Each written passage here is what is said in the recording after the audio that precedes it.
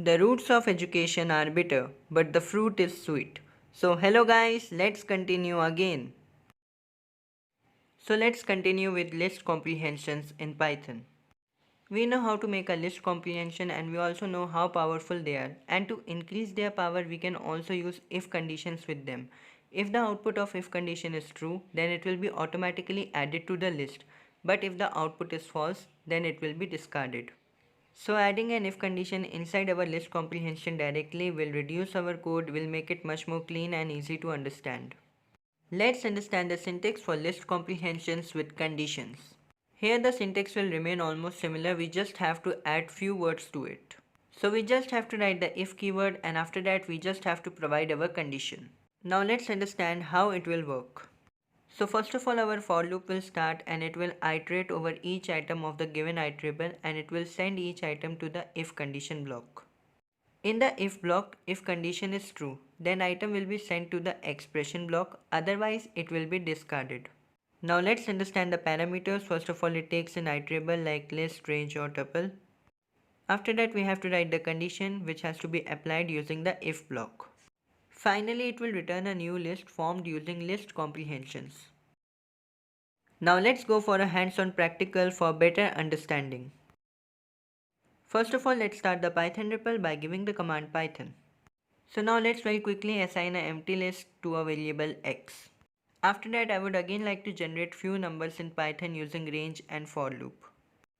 Inside the for loop, I would like to save only those numbers to the list that are a multiple of 2. Otherwise, if they are not a multiple of 2, they will be discarded. So for that, the condition is very simple. We just have to write if I modulus 2 double equals to 0. After that we have to add that number to the list and for that we have to use the append method. Only those numbers that are even in nature will be added to the list. After that I'm writing the else block and inside that I'm just going to write the pass keyword because we don't need it. So even if I have not written it, it would have worked fine. So now let's see what is the output stored in list x. For that we just have to use the print function. Here we can see that only even numbers were added to the list. Apart from that nothing was added. Each and everything was discarded. So till now I haven't used list comprehensions with conditions here. This code will actually act as a base for the list comprehension with conditions. So now let's move to the list comprehensions and now let's make our first list comprehension with conditions. For storing the output I have to make a variable x and then I have to start with the square brackets.